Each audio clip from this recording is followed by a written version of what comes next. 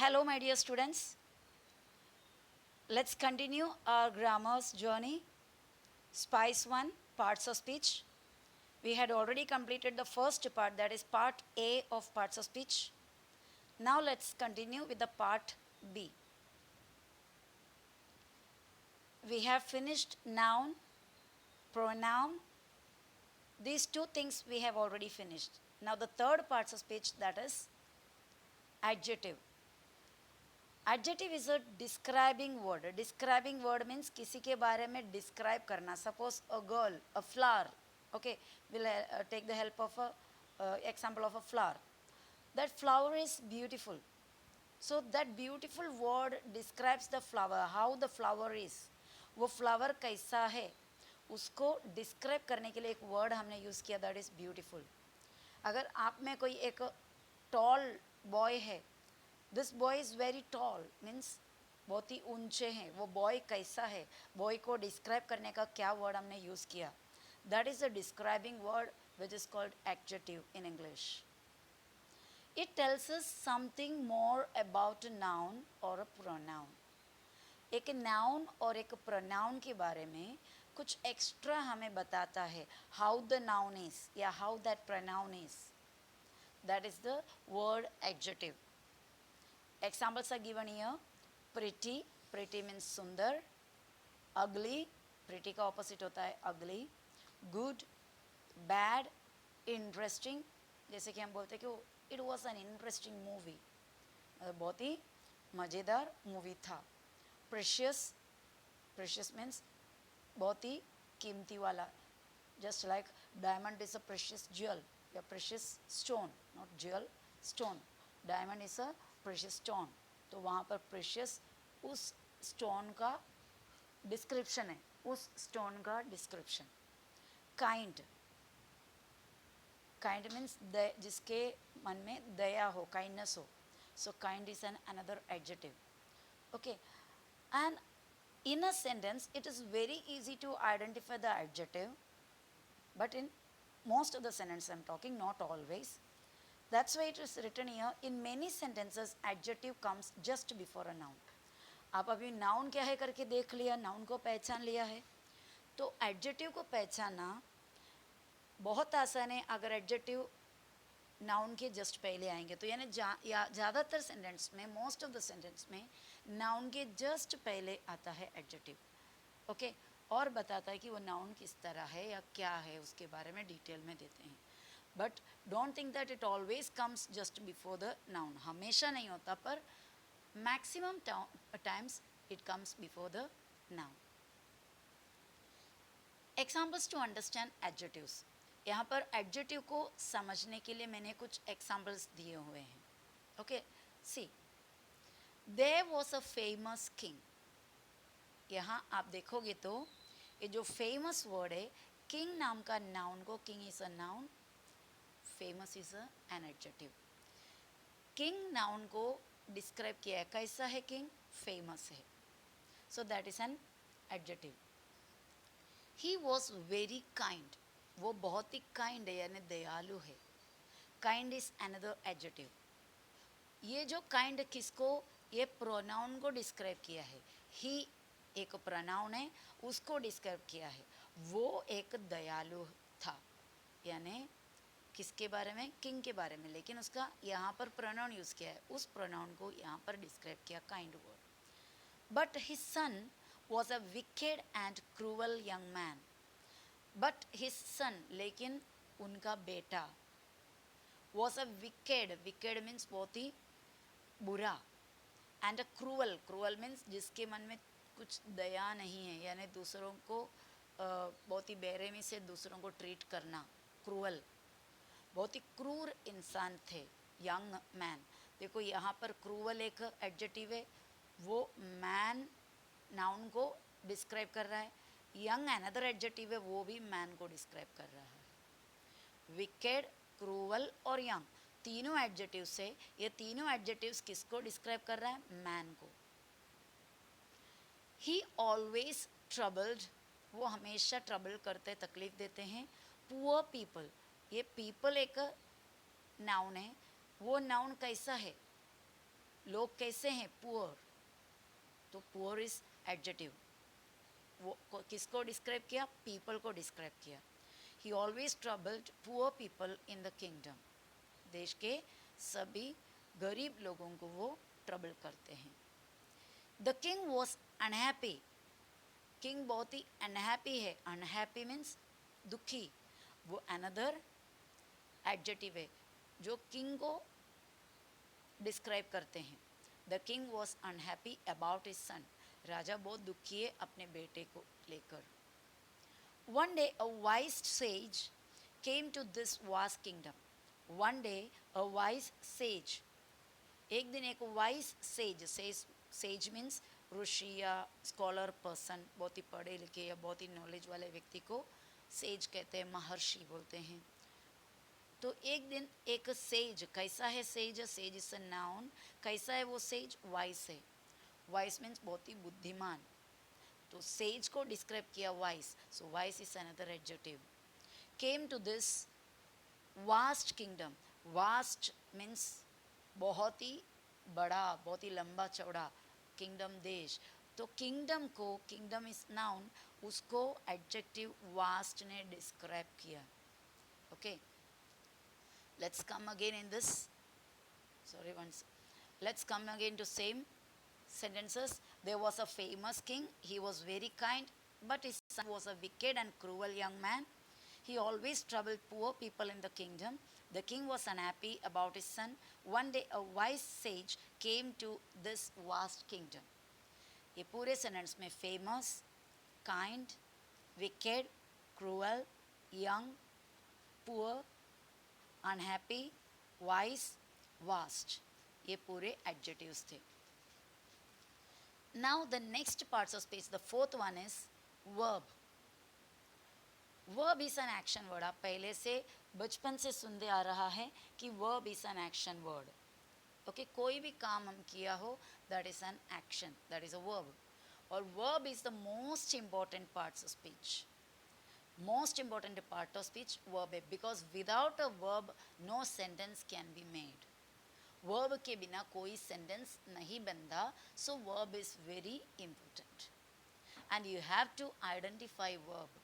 verb को पहचानने आना भी मांगता है. Here I gave some examples of verbs. work, काम करना. play, खेलना. study, पढ़ना. cry, रोना. laugh, हंसना. go, जाना. कम, आना. डू, करना. थिंक, सोचना. पिक, उठाना.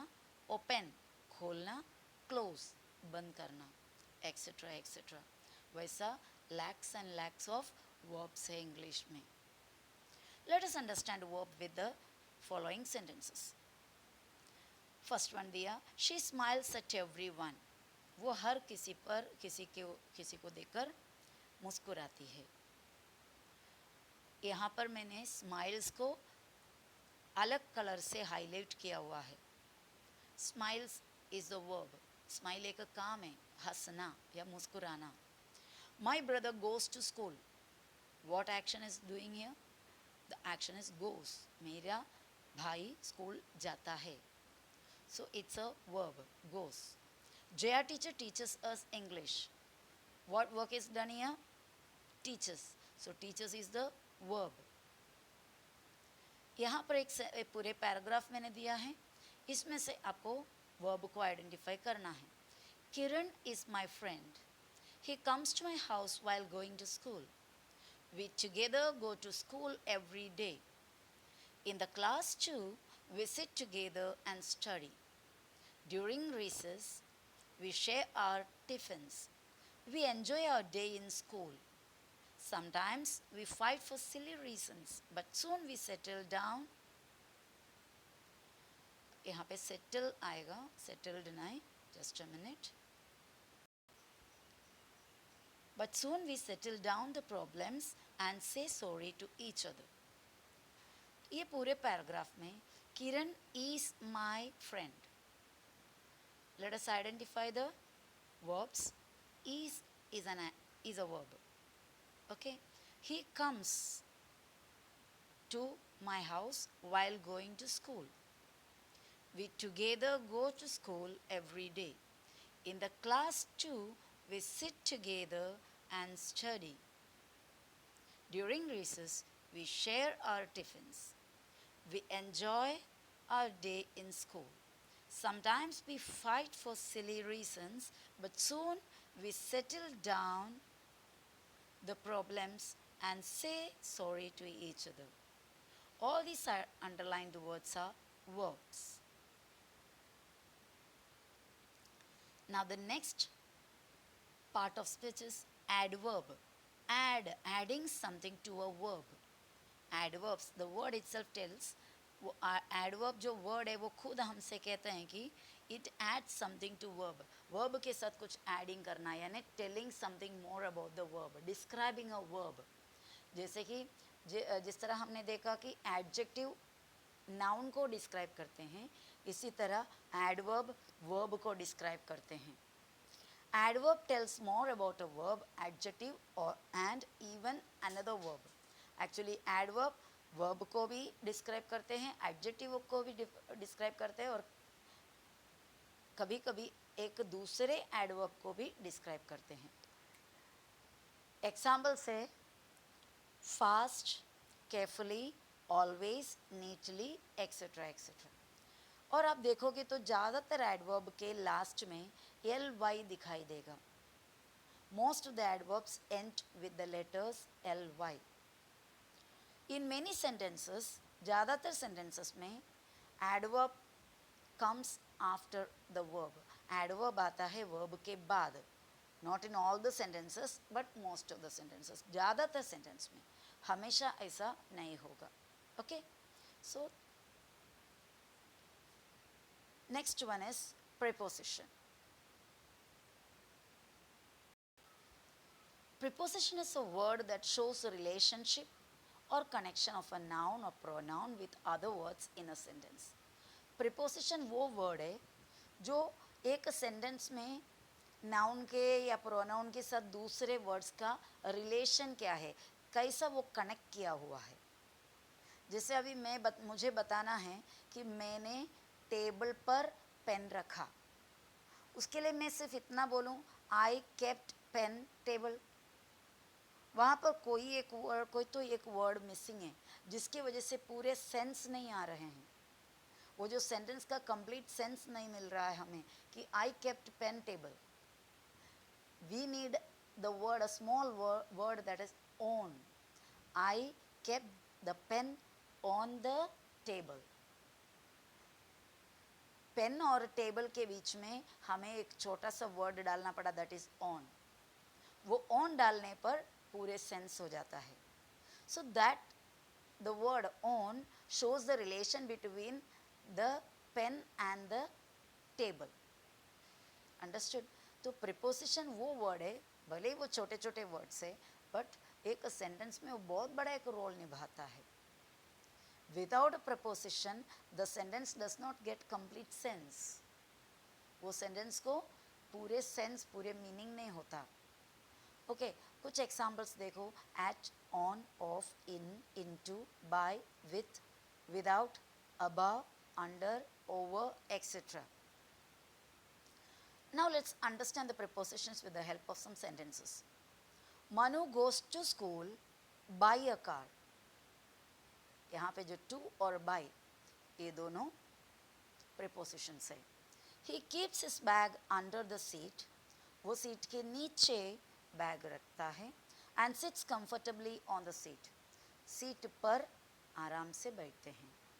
While going, जाते वक्त, he looks out of the car. वो कार से बाहर देखते हैं. And reads the names of the shops. Of the shops means shop के, दुकानों के नाम पढ़ते हैं. On both the sides of the road. On both the sides of the road. Road के दोनों तरफ के दुकानों का नाम पढ़ते हैं. यहाँ पर जो रेड लाइन में रेड कलर्स के वर्ड्स जो लिखे हैं वो सब prepositions है. Now the next one is conjunction. एक जंक्शन क्या करते हैं? कल्याण जंक्शन. आपने जंक्शन सुना होगा. When where four roads meet together, it's a junction. चार रास्ता एक साथ मिलते वहाँ उसको कहते हैं जंक्शन, यानी मिलना, join होना. So it's a joining word. Conjunction क्या है? एक joining word है. क्या करता है वो? Conjunction is a word that joins two words या फिर two phrases और two sentences. Conjunction वो word है जो वर्ड्स को, दो वर्ड्स को जोड़ते हैं या फिर दो फ्रेजेस को जोड़ते हैं या फिर दो सेंटेंसेस को जोड़ते हैं. एग्जाम्पल दिया है हाँ, बट, एंड, और, because, so, unless, etc. Let us see the sentences containing conjunctions. Ram and Shyam, Ram और श्याम को जोड़ दिया. And are two young boys, Ram और श्याम दो छोटे young boys हैं. Ram is tall but Shyam is very short. यहाँ दो अलग अलग सेंटेंस था. राम इज टॉल, राम ऊंचे हैं. Shyam is very short, Shyam बहुत ही बुटके हैं. ये दो सेंटेंस को जोड़ने के लिए हमने यूज किया but. Shyam is a poor boy, Shyam एक गरीब लड़का है.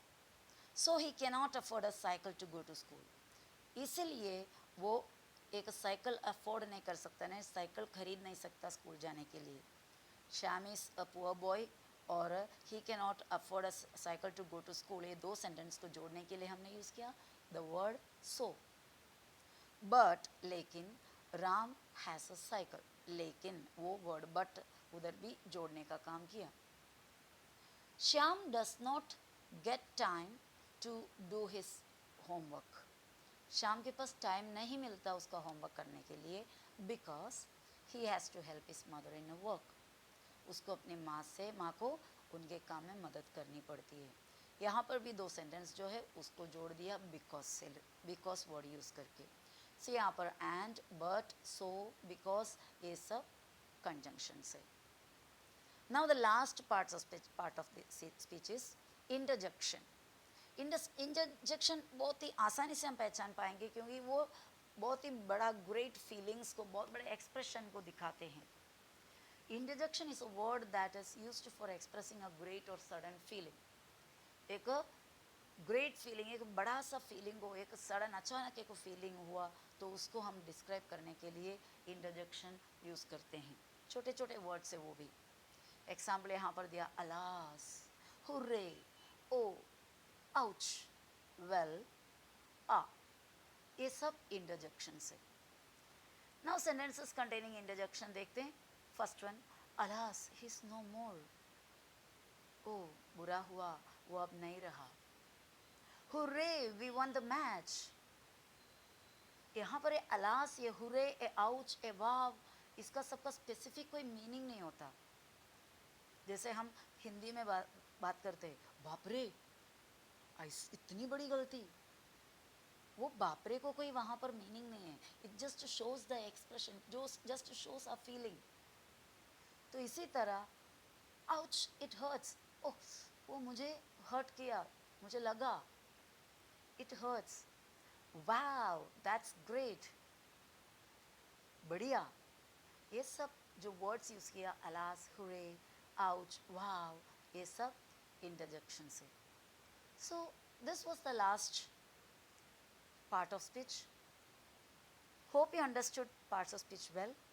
अब हमें हर एक parts of speech के बारे में डिटेल में सीखनी है. ओके, वो सब आगे आगे आने वाले वीडियो में हम करते जाएंगे. Okay, bye.